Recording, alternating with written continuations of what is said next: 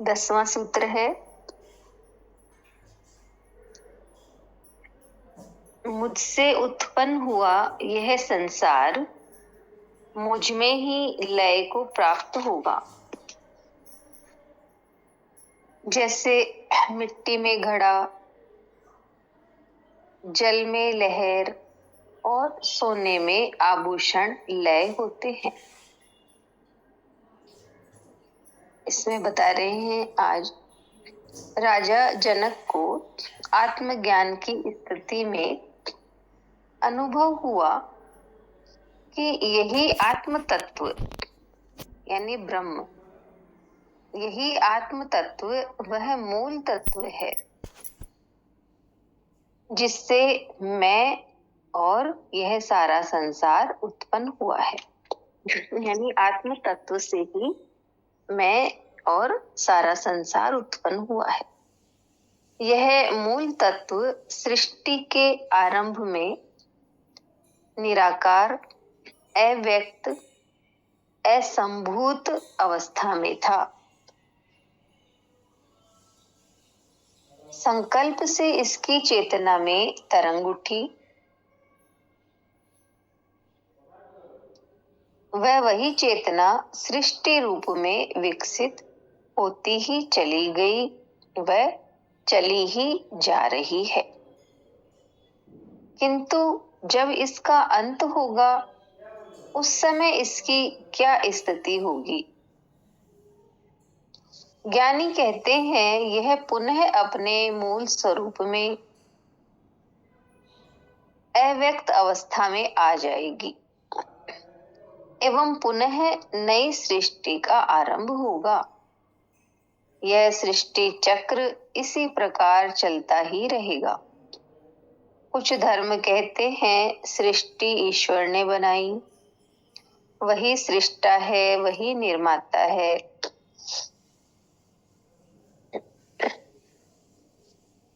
किंतु यह वैज्ञानिक बात नहीं है, विज्ञान इसे स्वीकार नहीं करेगा। ईश्वर ने बनाई तो इसमें दुख क्यों है आदि, इसका कोई वैज्ञानिक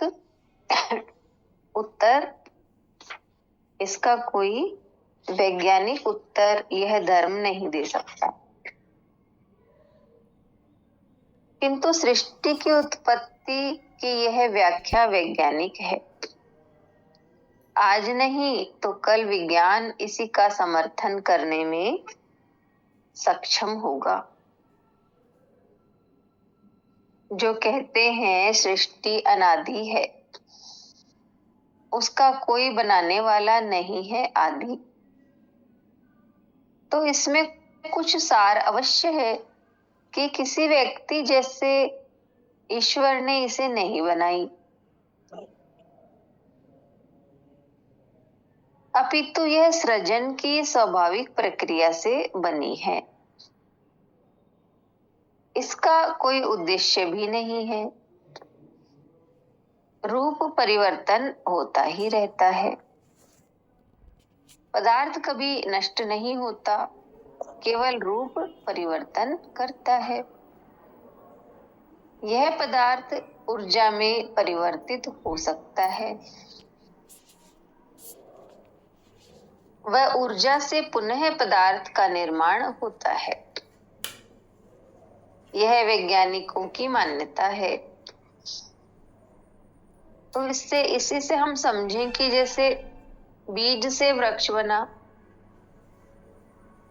और उसमें फल फूल आए, वो फल सड़ भी जाए, फूल मुरझा भी जाए, तो उसमें जो बीज है उस बीज से पुनः दूसरा वृक्ष बन जाएगा। तो यानी इस संसार में जितने भी पदार्थ हैं वो सब उनका रूप परिवर्तित होता रहता है।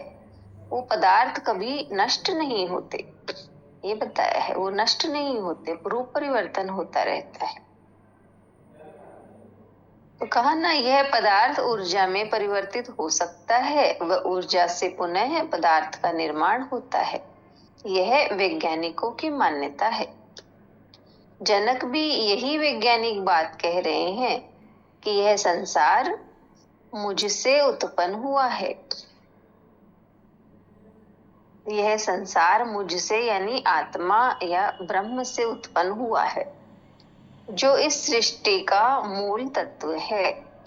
ये सब आकार ऊर्जा के घनीभूत रूप हैं,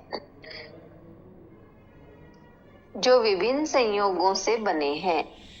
प्रलय की स्थिति में ये रूप पुनः उस ऊर्जा में परिवर्तित होकर अरूप, निराकार, अव्यक्त में लीन हो जाएंगे।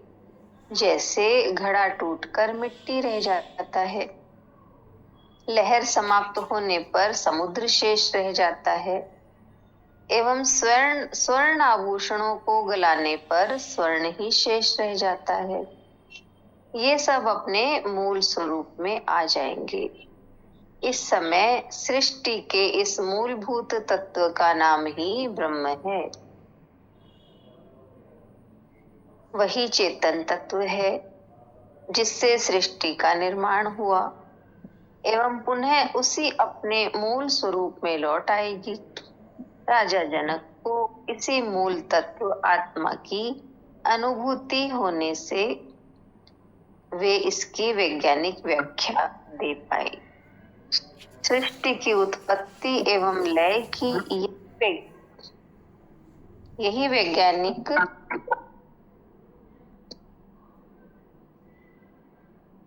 राज बालाजी आप नोट कर लें।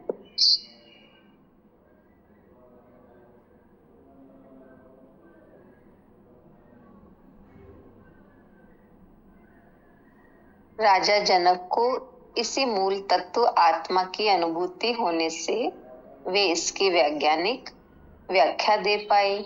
सृष्टि की उत्पत्ति एवं लय की यही वैज्ञानिक धारणा भारतीय अध्यात्म की सर्वोत्कृष्ट खोज है। वेद वाक्य भी यही तथ्य प्रकट करता है। जिस आत्म ब्रह्म से ये सब भूत प्राणी उत्पन्न होते हैं, जिस ब्रह्म की सत्ता से उत्पन्न होकर जीते हैं और फिर सब मर के जिसमें लय हो जाते हैं, उसी को तुम अपना आत्मा जानो। इतना ही है सूत्र आज का।